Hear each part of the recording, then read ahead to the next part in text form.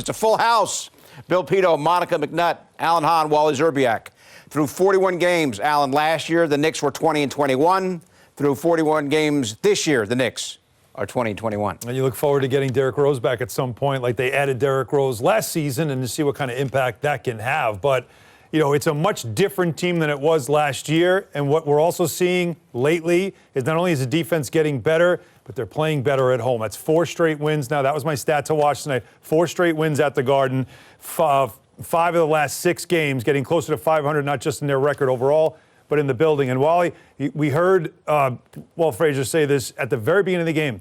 There was a different kind of vibe in the building. There was a lot of energy in the building. It felt like a little bit more than just a regular season game. The Knicks seemed to feed off of it, and it's very important for them to make home court advantage what it was last season. Got to take advantage of those fans. Those fans were electric in the building. It really was. And, you know, as far as last year went, you know, they have the same record, but this team has more firepower. They have more options. They have more weapons. They have an RJ Barrett that's a year more mature, picked up Fournier. Kemba Walker's going to come back. We see when he's healthy what he's capable of doing. And as time has gone by, the defense has gotten better. Mm-hmm. You get more cohesive with new parts and new pieces, and things are starting to fall into place. Mitchell Robinson played with a lot of energy tonight. That was really, really good. Quickly's doing whatever this team needs. So is Alec Burks.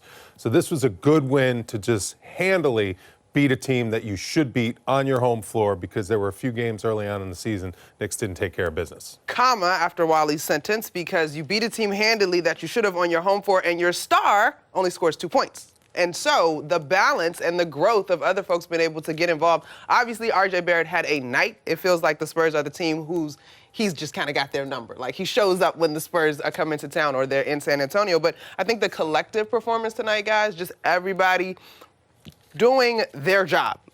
Impressive. You're talking about 2 points for Julius Randle. The team scores 111 points, Wally, and Randle scores only 2, and the Knicks dominated the second half. They were outscoring the Spurs by 8 in the fourth quarter. It was tremendous. A big part of it is Julius Randle's becoming a willing passer. Mm-hmm. And with not a real pure point on the roster, you know, Emmanuel Quickley's becoming that guy who can run the offense. Julius Randle has sacrificed a ton to facilitate and get other guys involved. RJ Barrett, he took over the team in the second half. He took over the team in the fourth quarter. He was the matchup tonight that the Spurs had no answer for. And Tom Thibodeau saw it. He went to him. He asked him to create plays and make things happen, and he absolutely did. You know, the ball started to move in that fourth quarter. Once you get a guy that starts dominating his matchup and scoring at will, then you get the defense scrambling all over the place, and that's when the threes just start to rain from deep. It was a phenomenal job by RJ Barrett tonight, just taking over the team. All right, we see the final stats. Knicks shooting 49% and 13 of 32 from 3. They had an excellent shooting night for sure. And it was interesting, we were talking pregame that maybe Quickly would start tonight and Burks would come off the bench. But, Alan, clearly Tom Thibodeau is more comfortable, it seems, to bring Quickly off the bench. And why? Because in games where he was starting, what happens to the bench? You don't get a lot of production.